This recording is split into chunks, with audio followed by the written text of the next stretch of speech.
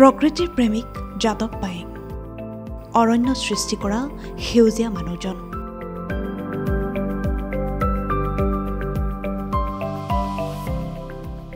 যাৰ বুকুত সেউজীয়া পৃথিৱী গঢ়াৰ দুৰ্বাৰ হেঁপাহ নতুন প্ৰজন্মৰ বাবে প্ৰেৰণাৰ আকৰ তেওঁ নীৰৱে সেউজীয়া বিপ্লৱ গঢ়ি তোলা পদ্মশ্ৰী যাদৱ পায়েঙৰ আজি উপজা দিন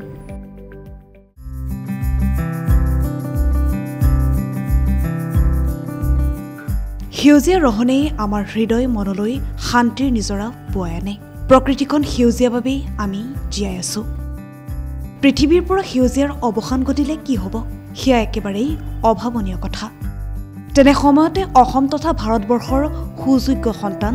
যাদৱ পায়েঙেও একানপতীয়া প্ৰচেষ্টাৰে এটা বিশাল অঞ্চল সেউজীয়া কৰি তুলিছে নিজৰ ভোগ বিলাসৰ স্বাৰ্থক একাষৰীয়া কৰি প্ৰকৃতি সুৰক্ষাৰ হকে কাম কৰি যোৱাৰ ক্ষেত্ৰতো তেখেতে বহু বাধা বিঘিনিৰ সন্মুখীন হৈছিল ব্যক্তিগত ভোগ বিলাসৰ স্বাৰ্থ নাথাকিলে মানুহে এদিন জয় হোৱাটো নিশ্চিত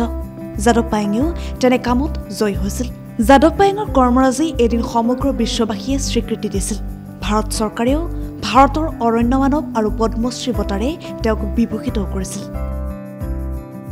নিমাতীৰ সমীপৰ ককিলামুখৰ ১ নং মিচিং গাঁৱৰ বাসিন্দা যাদৱ পায়েং জনতাৰ মাজত ভাৰতৰ অৰণ্য মানৱ হিচাপে পৰিচিত তেওঁ যাদৱ মুলাই পায়েং হৈছে মাজুলীৰ এজন পৰিৱেশকৰ্মী আৰু বনকৰ্মী যাক ভাৰতৰ অৰণ্য মানৱ অৰ্থাৎ ফৰেষ্ট মেন অফ ইণ্ডিয়া বুলিও জনা যায় তেওঁৰ দেউতাকৰ নাম আছিল লক্ষীৰাম পায়েং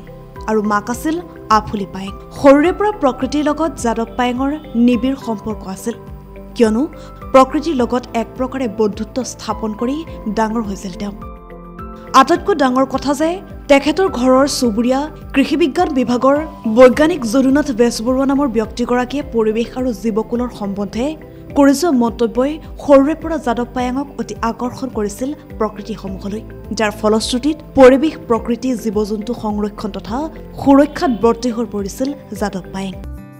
নিজৰ জন্মগত ৰাজ্য তথা দেশখনৰ অনাদৰ হৈ থাকিলেও যাদৱ পায়েঙৰ কৰ্মৰাজি জীপাল কৰি তোলাৰ পদক্ষেপ হাতত লৈছে সাতসাগৰ ১৩ নদীৰ সিপাৰৰ আমেৰিকা যুক্তৰাষ্ট্ৰই সম্প্ৰতি দেশখনৰ ব্ৰিষ্টলত অৱস্থিত কানেক্টিকাট গ্ৰীণ বিদ্যালয়ৰ ষষ্ঠ শ্ৰেণীত যাদৱ পায়েঙৰ কৰ্মজীৱন ভিত্তিত এক পাঠ্যক্ৰম সন্নিৱিষ্ট কৰা হৈছে যি ৰাজ্য তথা দেশৰ বাবে এক গৌৰৱমৰ বিষয় প্ৰকৃতি থাকিলেহে মানুহ থাকিব সকলো প্ৰকৃতিপ্ৰেমী এই কথাষাৰি বছৰ বছৰ ধৰি বুজাবলৈ চেষ্টা কৰি আহিছে অসমৰ সুসন্তান অৰণ্য মানৱ যাদৱ পায়েঙে লগতে কয় যে ছাত্ৰ ছাত্ৰীসকলে জন্মদিনত কেক কটাৰ সলনি এজোপা গছ ৰোপণ কৰিব লাগে যি গছে পৃথিৱীখনক বচাই ৰাখিব ব্ৰহ্মপুত্ৰৰ বালিময় চাপৰিক সেউজীয়া অৰণ্যলৈ ৰূপান্তৰিত কৰা যাদৱ পায়েং অসমৰ নাম বিশ্ব দৰবাৰত যদি কোৱা